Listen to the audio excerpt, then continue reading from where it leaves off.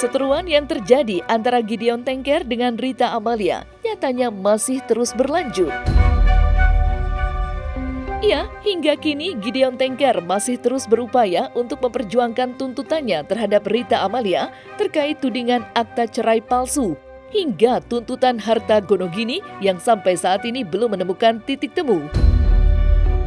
Kemarin, Gideon yang ditemui oleh kuasa hukumnya turut mendatangi Polda Metro Jaya guna menanyakan kelanjutan proses yang sudah 7 bulan berjalan. Padahal seperti yang diketahui sebelumnya, jika Caca dan Gigi sudah pernah diperiksa pada bulan Mei lalu. Namun, hingga sampai saat ini, kasus tersebut seperti melambat dan membuat Gideon Tengker kian bertanya-tanya soal proses laporannya yang terbilang lamban. Lantas, seperti apa reaksi Gideon Tengker terkait laporannya yang tak kunjung usai?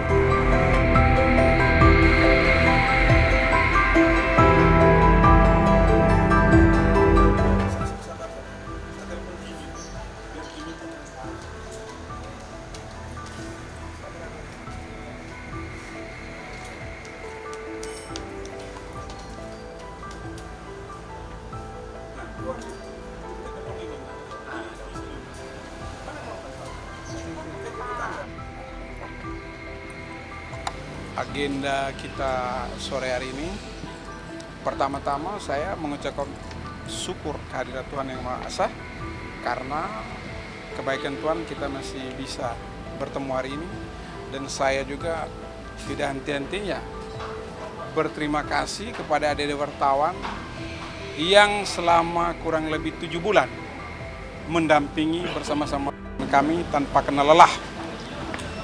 Jadi berangkat dari situ karena sudah 7 bulan kami datang kembali ke Polda Metro Jaya ini mengingat laporan kami tanggal 24 Januari dugaan pemalsuan surat dan memberi keterangan palsu yang diduga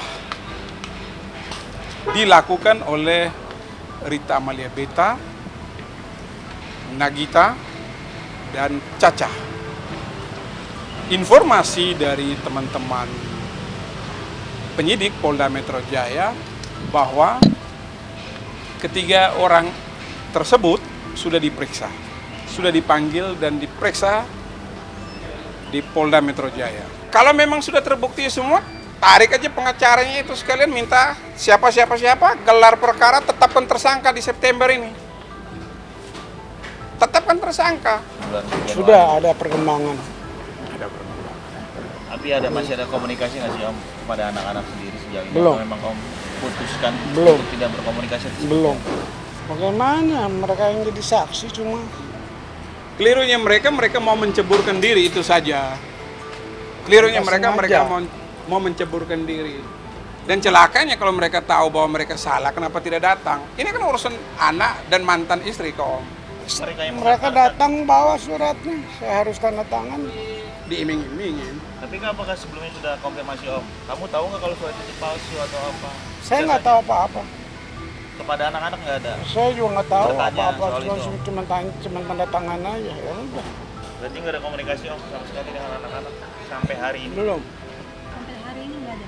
Belum, bukan dari saya ya, terserah mereka. Bahwa mereka menggunakan surat itu yang sudah tidak lazim, tahun lampau hanya dipakai sekarang.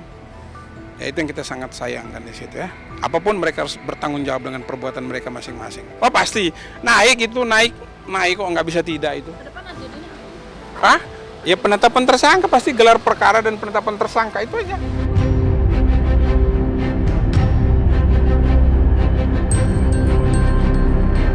Terlepas dari itu semua, Gideon Tengker juga tak bisa menutupi rasa kecewanya terhadap sang menantu Raffi Ahmad.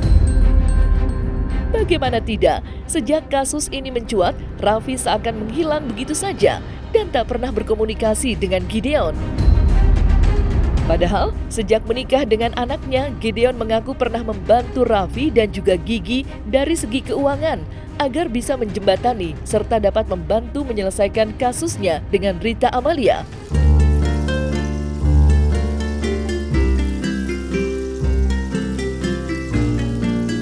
Om, coba keinginan untuk menelpon atau WhatsApp Ada paling video call sama cucu.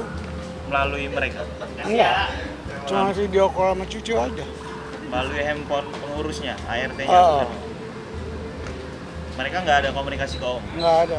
Nggak ada. Om ulang tahun aja nggak ada yang ngucapin, nggak ada yang datang. Yang datang saya sama adiknya Om. Iya kan? Kebenaran kan harus dibela atau dibiarin. Kalau saya benar dan dilindungi sama Tuhan bahwa saya benar, saya mesti bagaimana? Memang kejadiannya begitu. Mereka juga udah nggak care sama saya. Kalau ada pembicaraan sebelumnya lain, itu mungkin nggak sampai sejauh begini. Tapi saya yang benar, saya tertekan dong. Saya bisa jadi ngawur karena hal-hal kayak gini. Tapi puji Tuhan, Tuhan masih lindungin saya.